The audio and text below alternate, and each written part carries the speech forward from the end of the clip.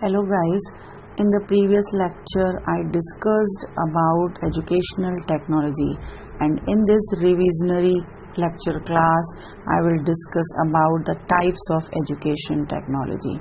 As we know, education technology is a new field or branch of education discipline. So इसमें बहुत से approaches, branches, types हैं जिनको study करना is necessary.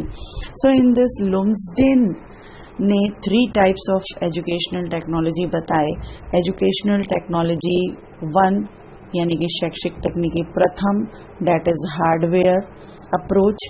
Educational technology second, शैक्षिक तकनीकी द्वितीय, means software approach. And educational technology third means शैक्षिक तकनीकी तृतीय, that means system analysis approach. तो सबसे पहले बात करते हैं हार्डवेयर अप्रोच की. हार्डवेयर अप्रोच, जैसा कि नाम से ही पता चल रहा है, हार्ड, कोई एक हार्ड टूल, हार्ड मेटल की बनी हुई चीज़ जिसको हम कम खर्च करके कम समय में अधिक से अधिक इफ़ेक्टिवली यूज़ करके अपनी डेली लाइफ को इजी गोइंग कर सकते हैं.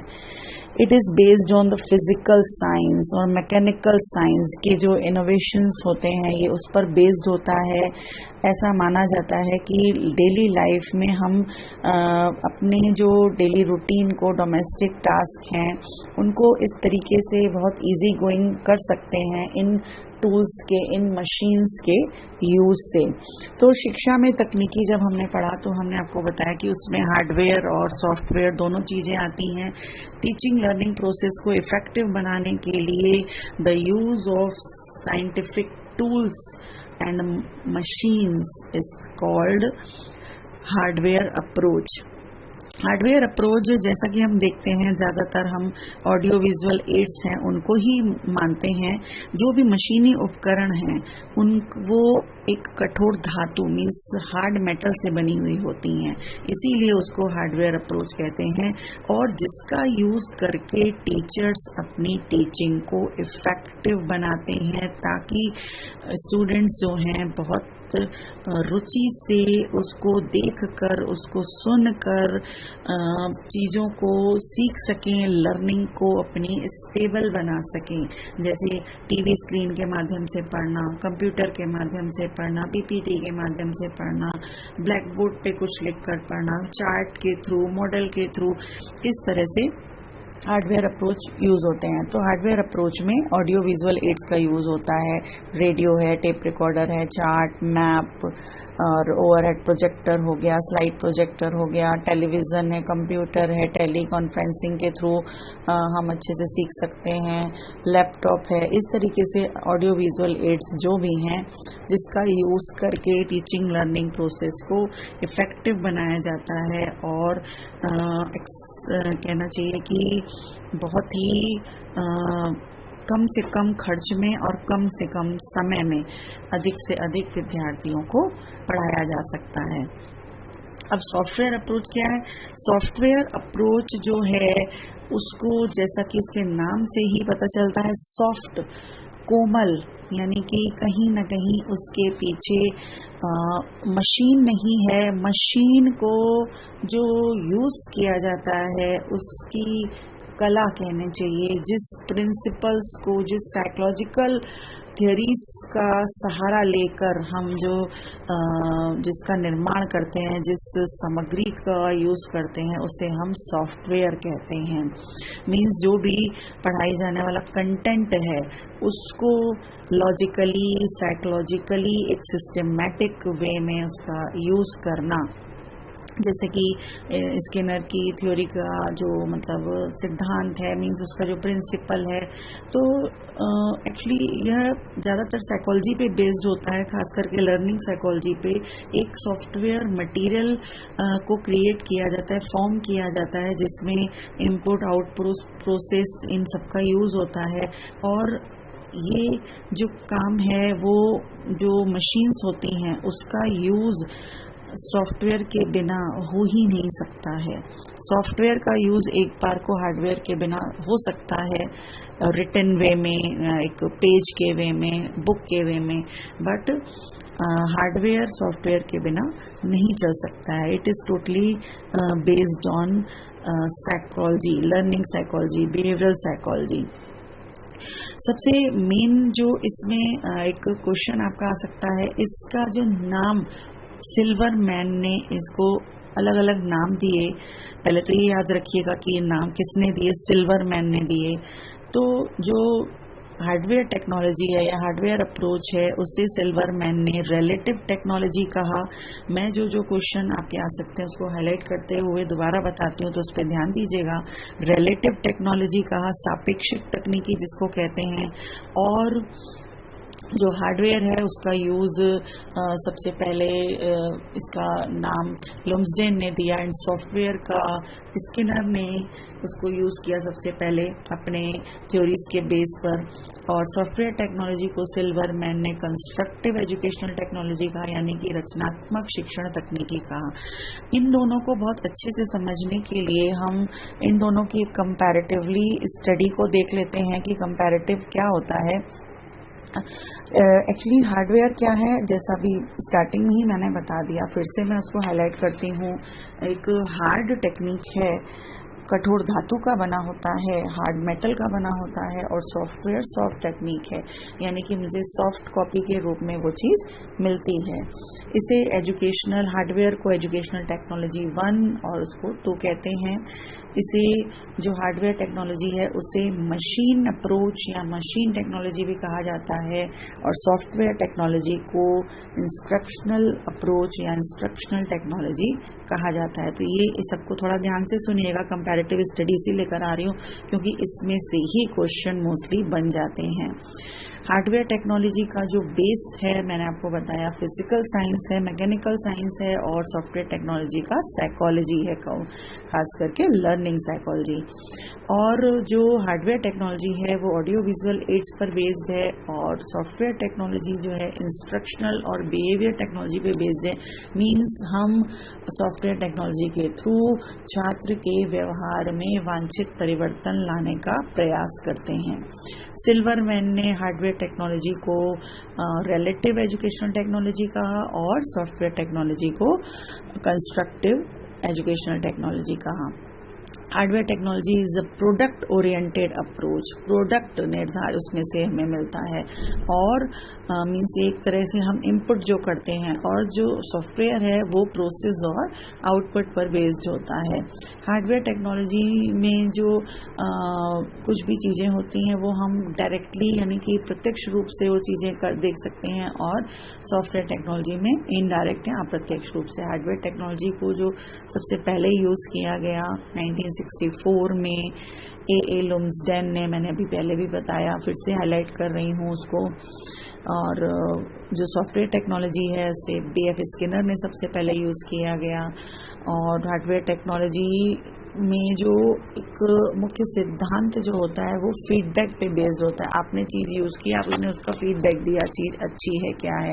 और सॉफ्टवेयर टेक्नोलॉजी है वो रीइंफोर्समेंट एंड फीडबैक पे बेस्ड है, यानी कि स्टूडेंट ने आपके कुछ सीखा, आपने उसको रीइंफोर्समेंट दिया, तब वो फीडबैक, यानी कि ये क्वेश्चन पहले भी आ चुका है कि हार्डवेयर टेक्नोलॉजी में केवल फीडबैक का यूज़ होता है और सॉफ्टवेयर में रीइंफोर्समेंट और फीडबैक दोनों का यूज़ होता है. हार्डवेयर टेक्नोलॉजी ऐसी है जिसने स्टूडेंट और टीचर की बीच में जो एक डिस्टेंस होता है उसको और भी कम कर दिया है, ताकि वो डिस्टेंस एजुकेशन में यूज़ किया जा सके उसको, ताकि टीचर अगर सामने नहीं भी है तो भी हम जो क्या कहते हैं ओपन यूनिवर्सिटीज़ हैं उसमें इसको यूज़ कर सकते हैं. और इसमें जो टीचिंग लर्निंग प्रोसेस है वो बहुत ही इफ़ेक्टिव और इंटरेस्टिंग होती है. और सॉफ्टवेयर टेक्नोलॉजी जो होती है वो टीचिंग एम्स को अचीव करने में हेल्प करती है. हार्डवेयर टेक्नोलॉजी में टीचिंग मशीन आ जाती है, लैंग्वेज लेबोरेटरी आ जाता है, कंप्यूटर असिस्टेड इंस्ट्रक्शन यानी कि CAI जिसको भी आगे डिस्कस करेंगे आ जाता है. एंड सॉफ्टवेयर टेक्नोलॉजी में जो 3 फॉर्म्स ऑफ एजुकेशनल टेक्नोलॉजी हैं वो तीनों सॉफ्टवेयर टेक्नोलॉजी के अंदर आते हैं: teaching technology, instructional technology and behaviour technology. तो ये हार्डवेयर एंड सॉफ्टवेयर का एक कंपैरेटिव आपको मैंने एक स्टडी कराई, ताकि छोटी छोटी चीज़ें आपको इसी में ही मिल जाएं. अब बात करते हैं सिस्टम अप्रोच की। एजुकेशनल टेक्नोलॉजी थर्ड, शैक्षिक तकनीक तृतीय जो है, इसका ये एक मॉडर्न अप्रोच है। इसको एक्चुअली सेकेंड जब वर्ल्ड वॉर हुआ था उसके टाइम पर जो एक मैनेजमेंट में, कंट्रोल में, एक एडमिनिस्ट्रेशन में कमी आ गई थी, उसके कारण इसको सेना के क्षेत्र में यूज़ किया गया था। खासकर इसको हम जो इंडस्ट्रियल है, जो इंडस्ट्रीज होती हैं, जो व्यापार होता है, उसमें एक एडमिनिस्ट्रेशन पर्पस से, मैनेजमेंट पर्पस से, अरेंजमेंट पर्पस से एक उचित दिशा देने के लिए इसका यूज़ किया जाता है। एक तरीके से जैसे अब एजुकेशन है तो एजुकेशन फील्ड में किस तरीके से हम अगर एक स्कूल खोलना चाह रहे हैं तो किस तरीके से एक सुव्यवस्थित ढंग से उसको यूज़ कर सकते हैं। सिस्टम एनालिसिस, जैसे कि इसमें इसके नाम से ही पता चला, सिस्टम किसी चीज़ को सिस्टमैटिकली, फुली ऑर्गेनाइज्ड वे में जोड़ना, समझाना, निर्धारित करना, उसके जो आपस में कनेक्टेड जो भी इंटरनल कंपोनेंट्स हैं उसको एक दूसरे से कनेक्ट करते हुए उसको सिस्टम में ले आना। और सिस्टम में लाने के लिए कुछ कंपोनेंट्स ऐसे होते हैं जो सिस्टम का काम करते हैं और उसके अंदर जो भी कंपोनेंट्स होते हैं वो सब सिस्टम की तरह यूज़ होते हैं। तो अगर हम एक स्कूल को ले लें तो हम स्कूल को एक सिस्टम की तरह ले लें तो उसके बहुत से सब सिस्टम्स हो जाते हैं, कंपोनेंट्स हो जाते हैं। जैसे क्लासेस हैं, ऑफिस है, स्पेशल रूम है, जैसे प्लेइंग ग्राउंड है या कोई इंडोर गेम्स का रूम है, म्यूज़िक रूम है, लाइब्रेरी है, लैब है और स्टाफ रूम है, ऑफिस है, प्रिंसिपल ऑफिस है और वहाँ के जो कर्मचारी हैं, एम्प्लॉइज़ हैं। तो इस तरीके से ये सब उसके अंदर एक छोटे छोटे कंपोनेंट्स आ जाते हैं, सब सिस्टम आ जाते हैं। तो इसमें जो भी पैरामीटर्स होते हैं सिस्टम के, इनपुट, प्रोसेस, आउटपुट और एनवायरमेंटल जो कॉन्टेक्स्ट होता है वो साथ साथ में एक चलता है। अगर स्कूल एक सिस्टम है तो क्लास उसका सब सिस्टम है। तो जो इनपुट होता है उसमें हम ये मानते हैं कि जो भी चीज़ें हैं, यानी कि जो भी फिजिकल रिसोर्स हैं, ह्यूमन रिसोर्स हैं, ये सारे जो भी रिसोर्स को यूज़ करते हैं, दैट इज़ द इनपुट।